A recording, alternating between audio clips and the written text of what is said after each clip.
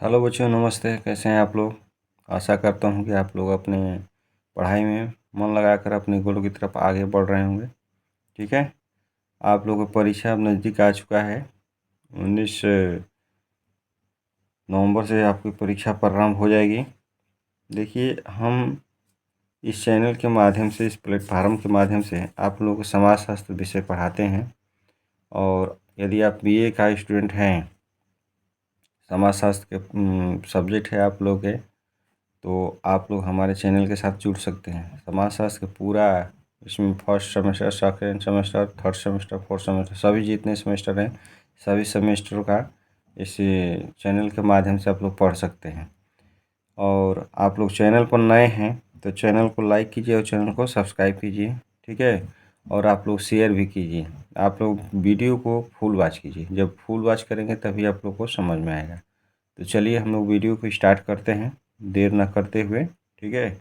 और आप लोग वीडियो को फुल वॉच कीजिए। आज हम लोग जो पढ़ेंगे तो वह संस्था के बारे में पढ़ेंगे। क्या पढ़ेंगे? संस्था। संस्था किसे कहते हैं? संस्था का अर्थ, मीनिंग ऑफ इंस्टीट्यूशन। इसको अंग्रेजी में इंस्टीट्यूशन के नाम से भी जाना जाता है। मनुष्य की असीमित आवश्यकताएं होती हैं। मनुष्य की कितनी आवश्यकताएं? बहुत सी आवश्यकताएं होती हैं। और यह मनमाने ढंग से जो होता है, मनुष्य अपनी आवश्यकताओं की पूर्ति नहीं कर सकता है। अगर मनमाने ढंग से पूर्ति करेगा तो समाज की सामाजिक व्यवस्थाएं क्या होगी? बिगड़ सकती है। इसलिए वह आवश्यकताओं को पूर्ति करने के लिए किसी समिति, संगठन का सहयोग लेता है। और यह समिति और संगठन को सुचारू रूप से जो होता है कि लंबे समय तक और उसको एक जो है दीर्घकालीन अवस्था तक बनाए रखने के लिए कुछ न कुछ नियम और कार्यप्रणाली की अपनाया जाता है। ठीक है।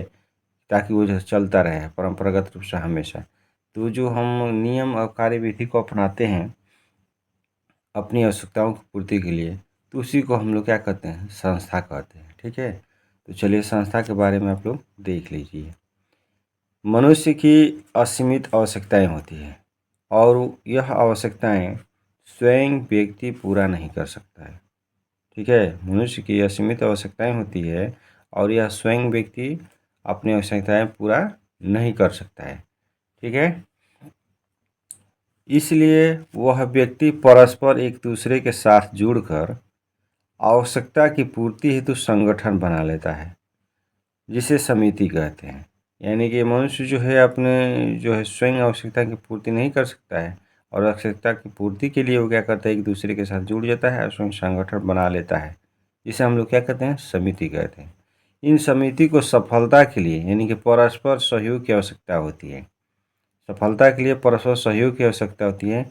समिति के कार्यों को विधिवत रूप से चलाने के लिए, यानी कि समिति के कार्यों को विधिवत रूप से चलाने के लिए अब उसमें क्या होता है कि जो हम लोग साधन, जो साधन, तौर तरीके, कार्यविधि, नियम, प्रणालियाँ आदि उपयोग में लाते हैं, तो उसे हम लोग क्या कहते हैं? संस्था कहते हैं। संस्था अमूर्त होता है। ठीक है। तो याद रखिए, संस्था को सफल यानी कि समिति को सफल बनाने के लिए और उसको परस्पर एक दूसरे का सहयोग की आवश्यकता होती है और अधिक समय तक संचालित करने के रखने के लिए उसको क्या करते हैं? कुछ नियम, विधि, कार्य प्रणाली, सिस्टम को अपनाते हैं। और जो हम अपनाते हैं उसी को हम लोग क्या कहते हैं? संस्था कहते हैं। ठीक है। आगे देखिए, संस्था वे उपकरण है या कार्यविधि की प्रणालियाँ है जिनके द्वारा व्यक्ति सीमित संगठन अपने उद्देश्य की पूर्ति करता है। संस्था कहलाता है। जैसे विवाह, उत्तराधिकारी, परीक्षा प्रणाली, प्रजातंत्र इत्यादि आदि। ठीक है। तो यहाँ पर देखिए, संस्था वे उपकरण हैं जो कार्यविधि की प्रणाली है जिनके द्वारा व्यक्ति सीमित संगठन अपने उद्देश्य की पूर्ति करता है। संस्था कहलाता है। जैसे विवाह, उत्तराधिकारी, परीक्षा प्रणाली, प्रजातंत्र, ये सब क्या है? संस्था के उदाहरण हैं। ठीक ना। तो विवाह, जो विवाह है, व्यक्ति को विवाह की आवश्यकता है। यानी कि व्यक्ति जो है विवाह क्यों करता है समाज में? विवाह इसलिए करता है कि अपनी वंश परंपरा को आगे बढ़ाए और स्त्री पुरुष के जो है यौन संबंधों की इच्छाओं की पूर्ति होती है। यह इच्छाओं की पूर्ति जो होती है अपने मनमाने ढंग से नहीं कर सकता है व्यक्ति। अगर मनमाने ढंग से करेगा तो समाज की सामाजिक व्यवस्थाएं क्या होगी? बिगड़ जाएगी। इसलिए वो विवाह संस्था से जुड़ता है। क्या करता है? विवाह संस्था से जुड़ता है। तो विवाह संस्था से जुड़ता है तो उसमें कुछ नियम, कार्य प्रणाली, विधि होती है कि नहीं होती है?